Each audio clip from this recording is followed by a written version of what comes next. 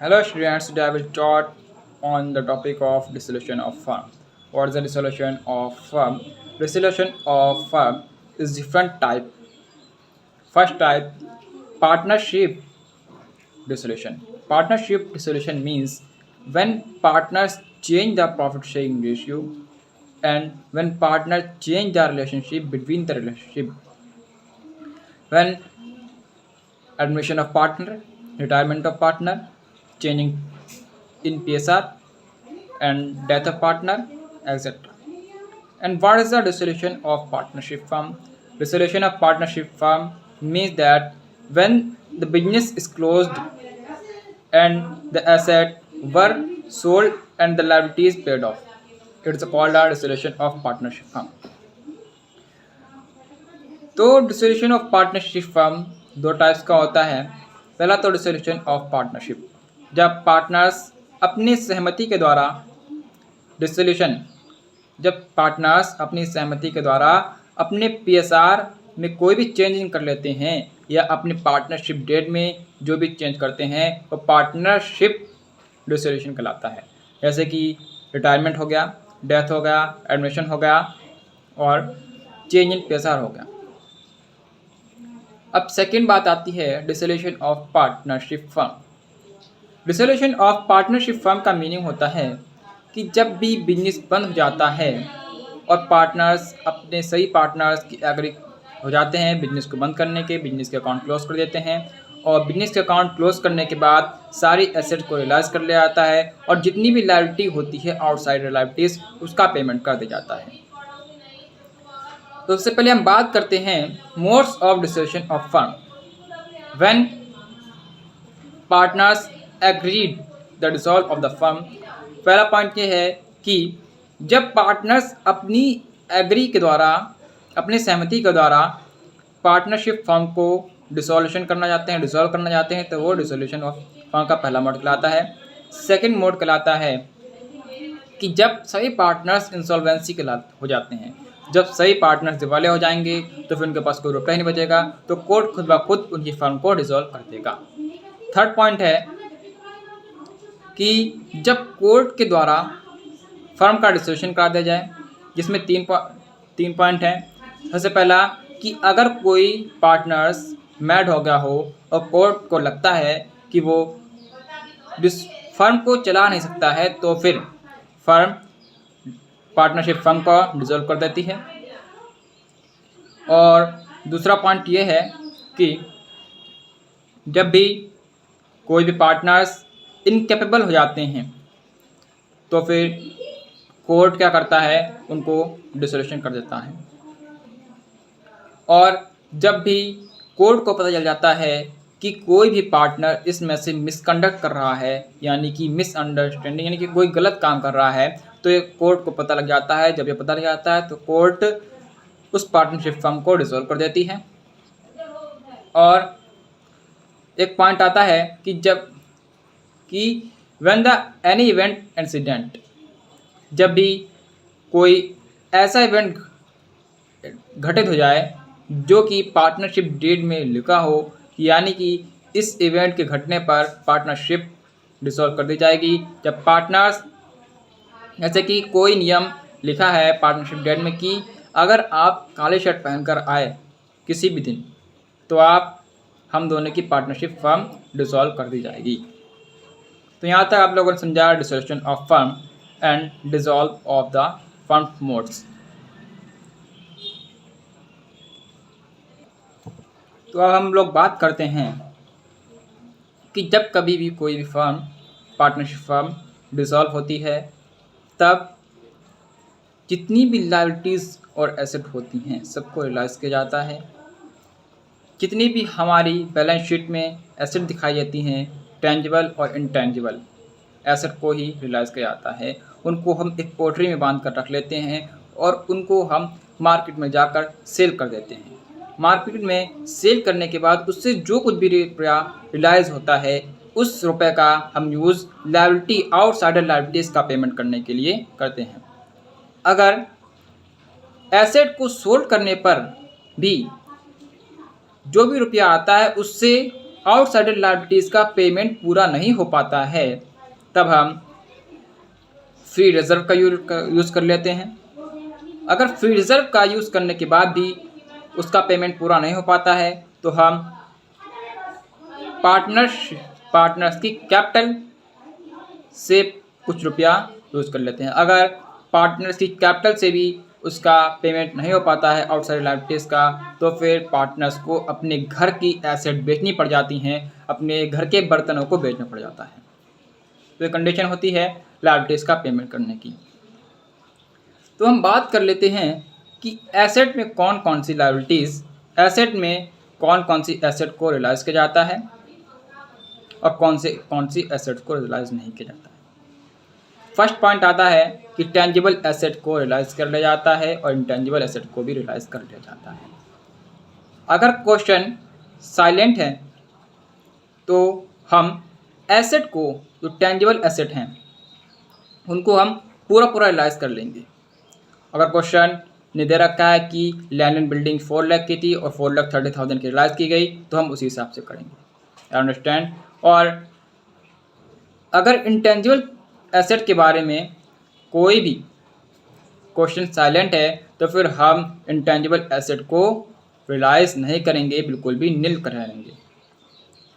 मैं बात कर लूँ, ये तो बात हो गई कि कौन कौन से एसेट को रियलाइज़ कैसे किया जाता है। अब बात करते हैं कि किस एसेट को रियलाइज़ नहीं किया जाता है। कैश एट बैंक को रियलाइज़ इसलिए नहीं किया जाता है क्योंकि जो भी कैश होता है वो पहले से ही एक कैश में कन्वर्ट होता है, इसलिए हम कैश एट बैंक को रियलाइज़ नहीं करते हैं। और फिक्चर्स एसेट हो गई और वगैरह वगैरह, फिक्चर्स एसेट्स और हमारे एडवर्टाइजमेंट एक्सपेंसेस, इन सबको हम रियलाइज़ नहीं करते हैं।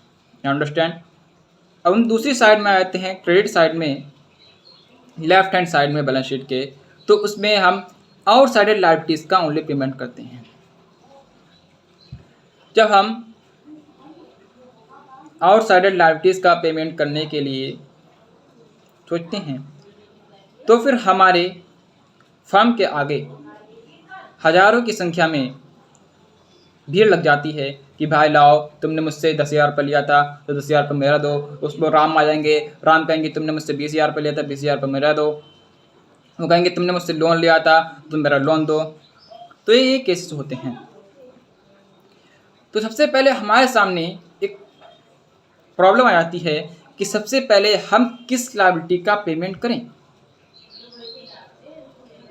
तो सबसे पहले हम उस लायबिलिटी का पेमेंट करते हैं जो सिक्योर्ड लायबिलिटी होती है। सिक्योर्ड लायबिलिटी का मतलब, जैसे कि राम एक क्रेडिटर्स थे, उनसे मैंने उधार कुछ रुपया लिया था, या उनसे मैंने उधार रुपया लिया था, या मैंने उनको माल ख़रीदा था, उनका पेमेंट नहीं करा था, तो फिर उनसे 10,000 के क्रेडिटर्स थे।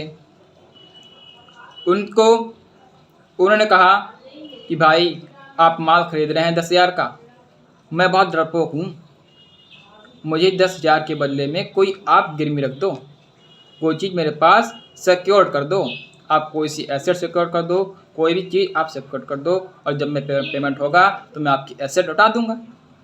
तो ये भाई डरपोक थे। तो सबसे पहले हम राम का पेमेंट करेंगे, ये सिक्योर्ड लायबिलिटी है इसलिए। सेकंड बात, अनसिक्योर्ड लायबिलिटी। जैसे कि एक श्याम थे, हमने उन्हें कोई माल ख़रीदा 20,000 का।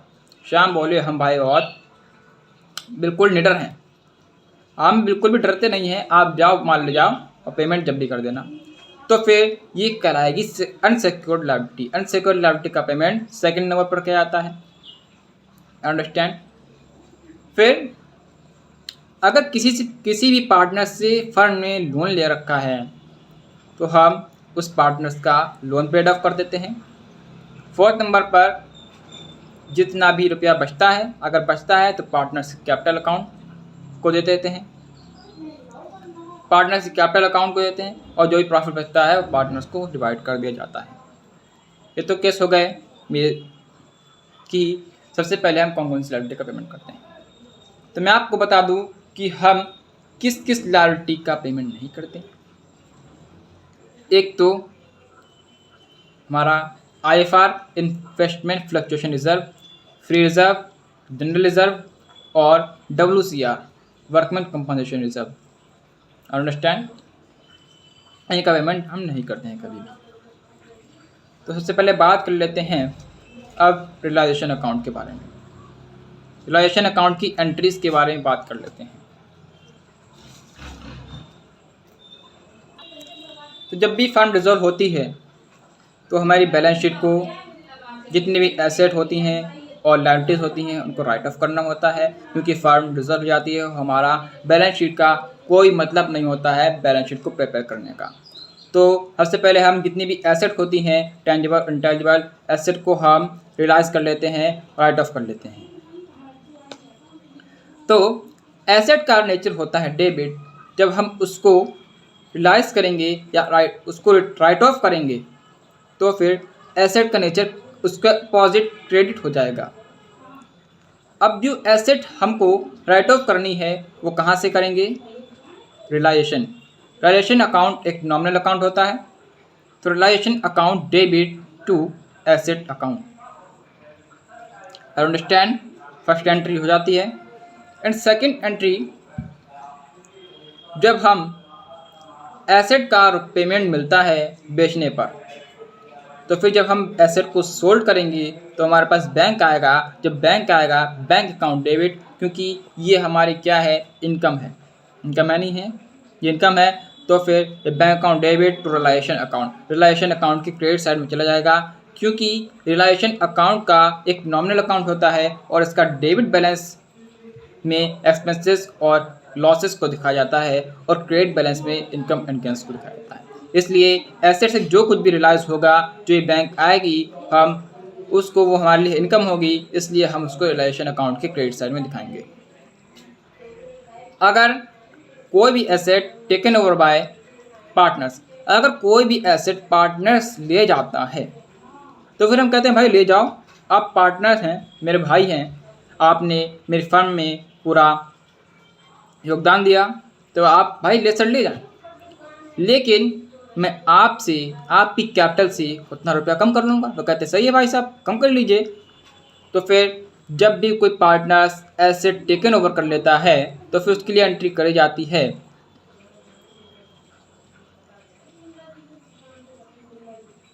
रियलाइजेशन अकाउंट, वो partners capital account debit to realisation account. क्योंकि पार्टनर्स एसेट ले गया तो फिर हम उसकी कैपिटल से रुपया उतना ही कम कर लेंगे जितने की एसेट थी। I understand? तो बात हो गई यहाँ तक। और जब लायबिलिटी की राइट ऑफ करने की बात आती है तो मैंने पहले ही आपको बताया कि WCR, free reserve, general reserve, IFR को कभी भी राइट ऑफ नहीं करते हैं। अंडरस्टैंड? तो बात आती है लायबिलिटीज़ को राइट ऑफ करने की। लायबिलिटीज़ का बैलेंस क्रेडिट साइड में होता है बैलेंस शीट में। तो फिर जब हम बैलेंस शीट में लायबिलिटीज़ को अगर हम राइट ऑफ करना है तो फिर राइट ऑफ करने के लिए उसका नेचर के अपोजिट करना पड़ेगा। लायबिलिटीज़ का बैलेंस क्रेडिट होता है, इसलिए लायबिलिटीज़ को डेबिट कर देंगे टू रियलाइजेशन अकाउंट। अंडरस्टैंड? और जब हम इसी लायबिलिटीज़ का पेमेंट करेंगे तो फिर हमारे पास क्या जाएगी? बैंक या कैश, कुछ भी जा सकता है। तो फिर realisation account debit to bank account, क्योंकि हमारे पास से पैसा जा रहा है, ये एक्सपेंसेस है, इसलिए हम रियलाइजेशन अकाउंट के डेबिट साइड में दिखाएंगे। I understand? यहाँ तक आपको बात समझ में आई? अब इसके बाद अगर कोई पार्टनर्स कहता है कि भाई साहब आप फिक्र मत करो बिल्कुल भी, मैं 20,000 की लायबिलिटी पेड कर दूंगा। भाई जब वो पेड कर देगा लायबिलिटी मेरी 20,000 की, मेरे रुपए, वो 20,000 रुपये पेमेंट करेगा, तो फिर मुझे उसका पेमेंट करना पड़ेगा नहीं करना पड़ेगा? 20,000 का करना पड़ेगा, जाहिर सी बात है।